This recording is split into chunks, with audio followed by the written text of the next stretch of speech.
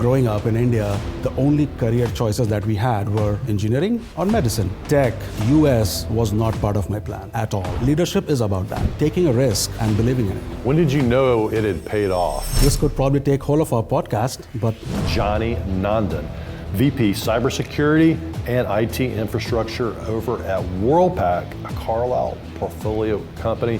As a leader, I have seen that there are times when you have to roll up your sleeves. Be very honest about it, be very humble about it. You got to get into the details and get to work. Yeah. You strike me as a leader that appreciates relationship. It's about relationship, it's not about transaction. I like that. You have to nurture, you have to keep giving. I trust you first until you break my trust. That's how I start when I get into new teams as well. What's the worst leadership advice that you've heard? Oh my God.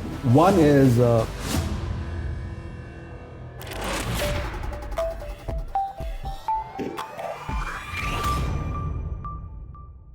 Welcome back to CEO Tech Live. I'm your host, Ben Fanning, and this episode is sponsored by Hexaware. Ever wondered how a company with a true global reach ensures its digital backbone remains impenetrable? Something that people got to think about these days, especially with cybersecurity risk. And we've got a lot of great stuff coming your way today with Anjani Nandan, VP Cybersecurity and IT Infrastructure over at Worldpac, a Carlisle portfolio company.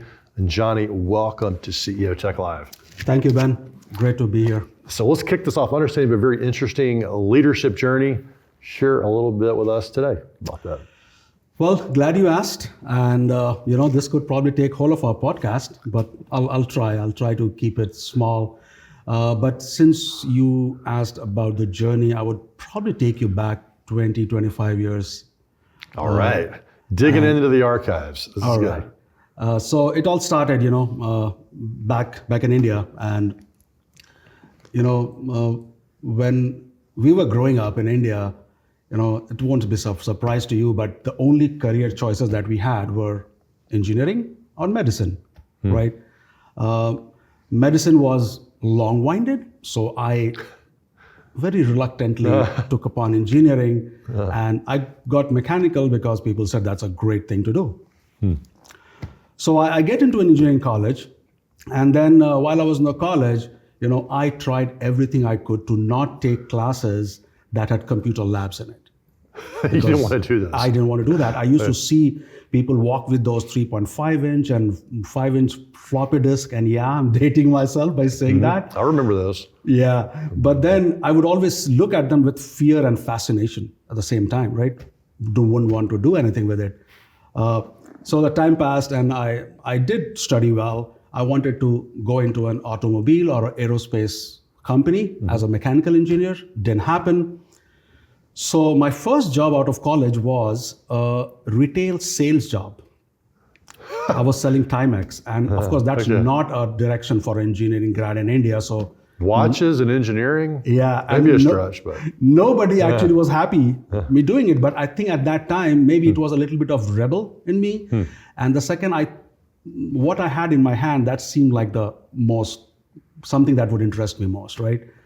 So I go in there, but didn't stay there for too long. Within a year, I actually got another chance, and I joined Tata Steel, which is the first steel company of India, from the city that I am from. So I joined them in a very coveted, they call it a systems trainee program in the IT division. I joined there. Again, till that time, tech, US was not part of my plan at all. So I joined there, I worked there for a couple of years, and then Y2K happened. And that actually put a different trajectory to my career. So just because of Y2K, I had a lot of friends coming in here. I decided to come here, and lo and behold, I'm in US. 1999, August timeframe. And .com boom was at its peak right at that time. I didn't understand anything, but here I am. And again, coming to US was daunting, right, to say the least, because I didn't know anyone. I didn't know, maybe the people in US look different. I don't know, they wear different, they eat different. I have no idea, right? But I knew a couple of people in East Coast. Anyway, took that decision, came here, and the rest has been history, and it has been a wonderful life. Just to tag onto this, some leadership lessons, there are so many across the way in the last 25 years. I would pick, let's say, my top three. I like to Love stay it. in top Yeah. three. It's easy to talk, easy to understand.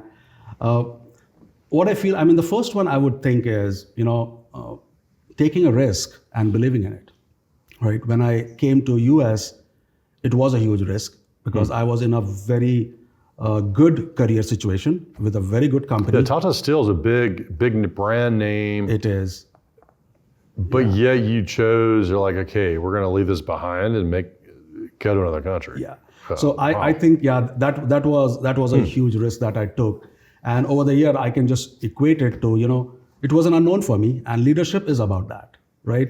It's about taking risk, getting into an unknown territory, believing in yourself, and moving forward. So that was one lesson that I think portrays very well. When did you know it had paid off? Or when did you realize that your risk coming to the US and getting in tech had really ended up being the right decision? And that might lead to my second leadership principle that I wanted to talk about, right? And which is hard work and, and perseverance, let's call it. And we all know that hard work, you have to do it. There's no other way out of it. But for me, it was a little bit more harder than hard work because, when I came here, I rebooted my career, right? I was in a different situation in India. Here I am back at an elementary level, a little better because, I came with some experiences and that was hard work. And as I went through, I realized also that there were times where I had to really roll up my sleeves more than I would have done if I was in India in a similar role.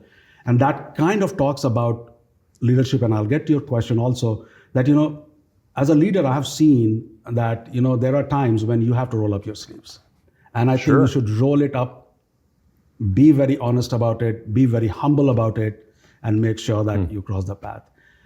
Coming back to your question, when did you believe that? Well, that was a little weird because I came here 1999 and .bomb happened. I don't know what that was, but I saw .bomb. Everything is gone, All of a sudden 9/11 happened. That was the worst nightmare. I was too new in the country. I remember actually I was in a BART going, I reached my office on time even on 9/11. And when I go, there's no one in the BART. And I Where reached were the you? office. In what city? I was in Sunnyvale at that time in California. Yeah. And there was no one. At least my boss was there. He said, "What are you doing here? Go home." So again, going through that house crisis and all that. So first 10 years was not easy. But then what I realized that, I kept moving ahead, right? I kept expanding my, expertise, my exposure. And I was fortunate enough, where people gave me those opportunities as we go ahead. And success breeds success, that's how it worked out. And I think this is where I am. So one thing sticking with me is selling watches. And you seem to be a very gregarious, high energy person. Was there a lesson from the watch selling days that's come in handy as an IT executive? That's a tough one. I think it was so early in my career that I didn't even know what the full spelling of career is at that time. But I really loved it.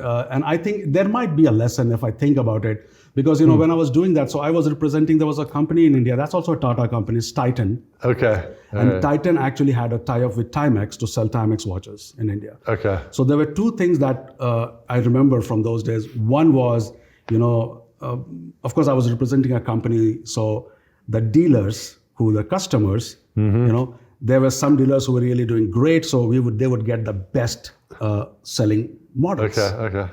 There were some that not, and they never got it. But then that is where that relationship, though, that was small dealers built with me, that I felt comfortable that, okay, I got to save something for him. Okay, right? all right. So I think that's a relationship. You knew the relationships matter business, early on. Right? Yeah. So, that's I can tell you about that. And then you just... in IT, people think it's so transactional about the coding and all that, but you strike me as a leader that appreciates relationships. Yeah, I start relationship first. I trust you first until you break my trust. Yeah.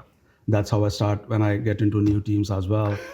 And I think relationship is paramount. Without that, I wouldn't have been where I am. You've described yourself as an accidental CISO. What do you mean by accidental CISO? So that goes back to rolling up the sleeves. Let's start there, right? The leaders have to roll up their sleeves.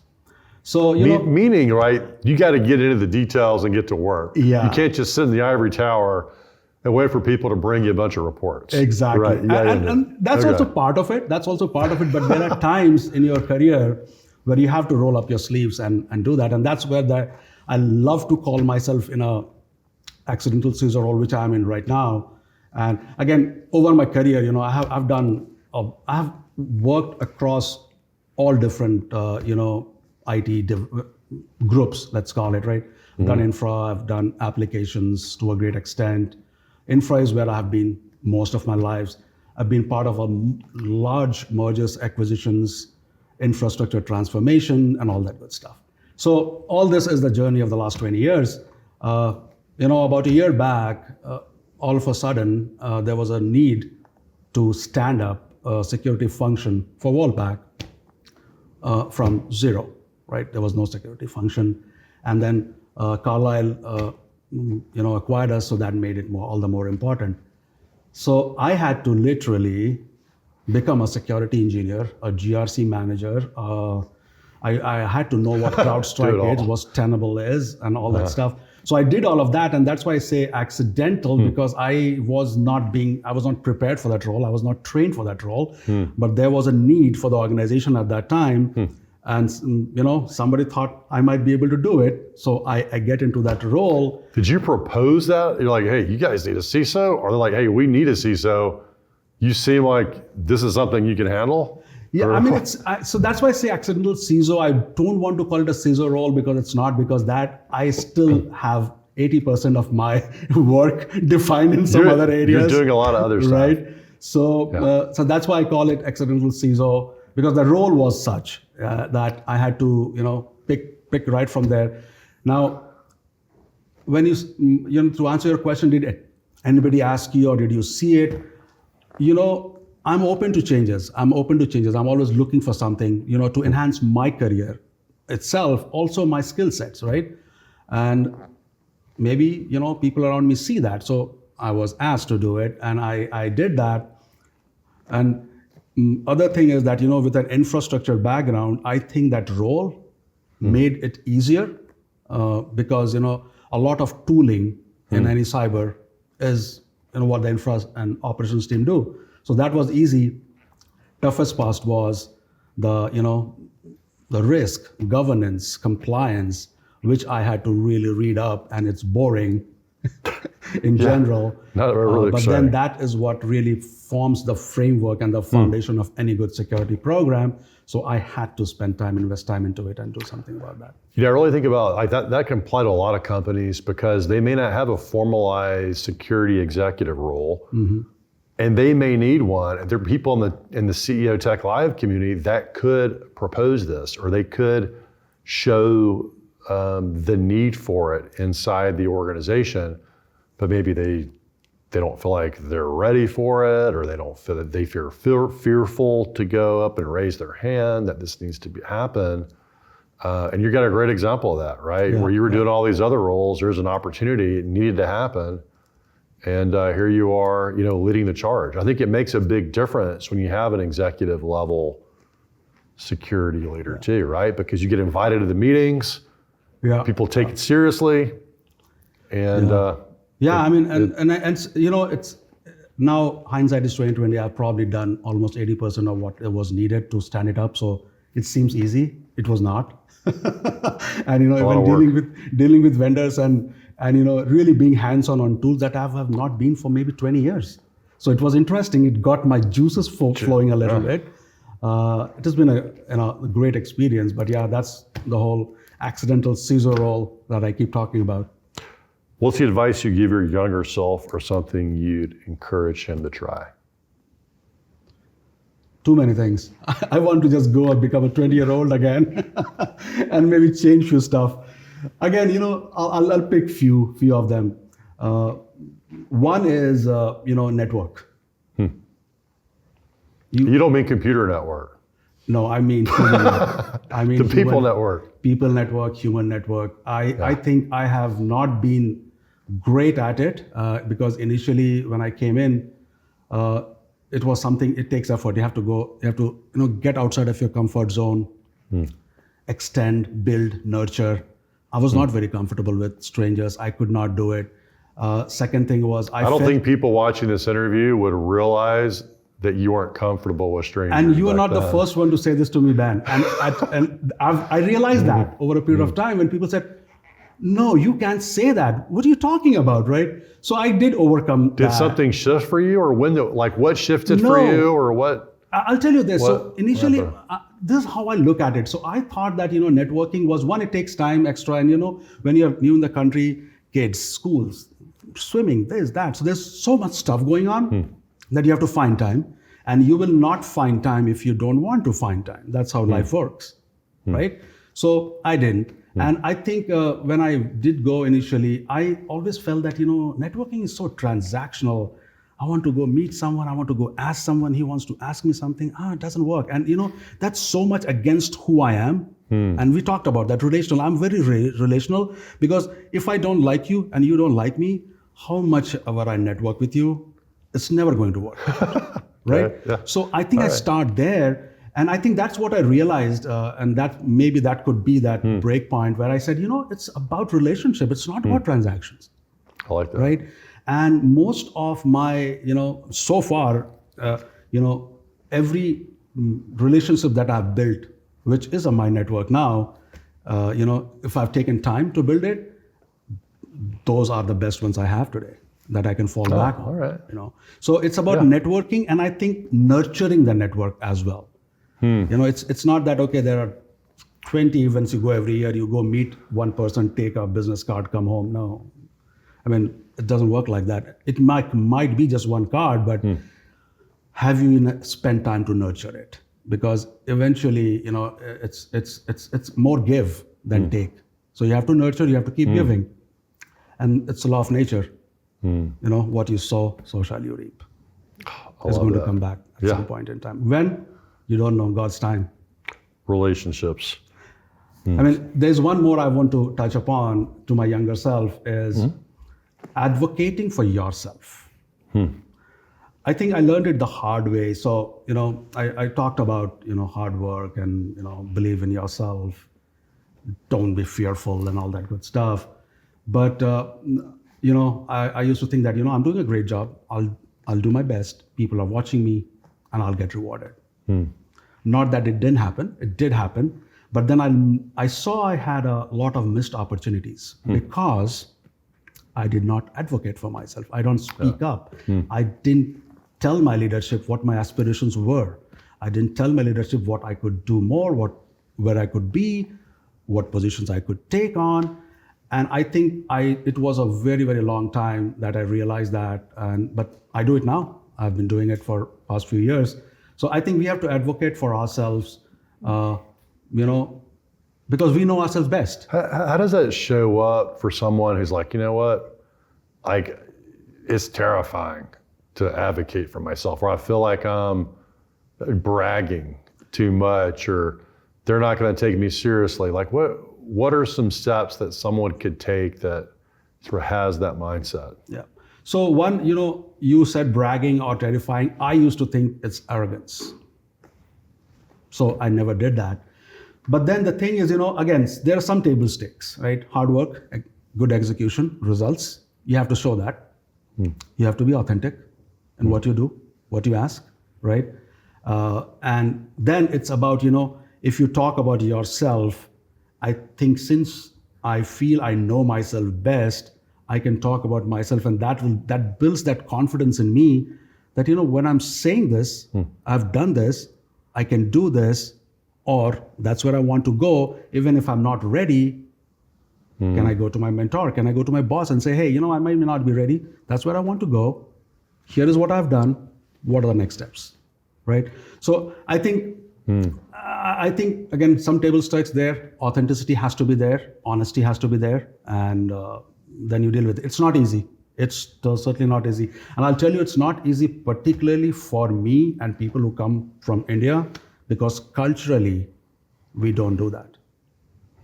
We just don't do. We won't come and brag about ourselves. It could be looked at bragging, right? And that's why I'm introducing that authenticity word into it. That it could be bragging, but then it has to be authentic. I'm not bragging. I'm just talking about myself and what I have achieved and what I could do. Yeah, and I think one of the things too that I think about is if you put yourself in your manager's shoes and you're overwhelmed, you're managing all these people, it's a gift to have someone show up and say, hey, I want to do this. And you're like, thank you, because otherwise you're just depending on the pressure is on your boss to figure it all out. And your boss doesn't have time to figure it all out. So just please show up and be specific. Yeah, and that's such an important point, because even in my teams, what I really look for is a leader, right? And all of them have teams they manage, but there's one guy or two guy I want to look out for that, and then kind of nurture him a little bit more, so that I know that he can step up. Or he might want to step up. They want to help you along, but you don't want to help him in a way that he doesn't want to go in the first place. Exactly. And you also mentioned, leadership.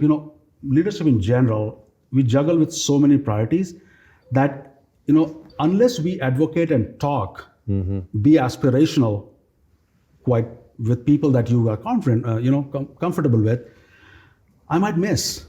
I might not see it because I have so many other things to do. I don't know if anybody is really willing to step up the game, go somewhere else. So that's why I say advocating for yourself, I would teach my younger self, which I did not do. And actually, I didn't do it for a very, very long time. What's the worst leadership advice that you've heard? Quite a few. Let me think about it. Narrow it down. Let's see that. I'm not even sure if this could be a leadership advice as such, but this is something that I've seen and I really don't like it. And I've heard this from peers, leaders, teammates, everyone in my last 25, 26 years of career.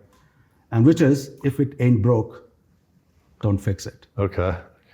Oh my God. In cybersecurity, that's probably especially bad. I mean, in anything it's bad. If you just wait for that, what you're doing is that, innovation, change is what takes technology forward. That's what take companies forward. And you and I know that there have been a lot of corporations actually in US and in India where they did not change when they were required to change and they became extinct. Right? So I think that is something that I struggle with when I hear, and I hear this mostly in little older organization where people are like, it's status quo, let's not change it. No. But then, as leaders, I don't think we need to wait for something to break before we fix it. So we have to we have to be a little forward thinking, little innovative, and allow that room for the team and discourage that conversation in the team.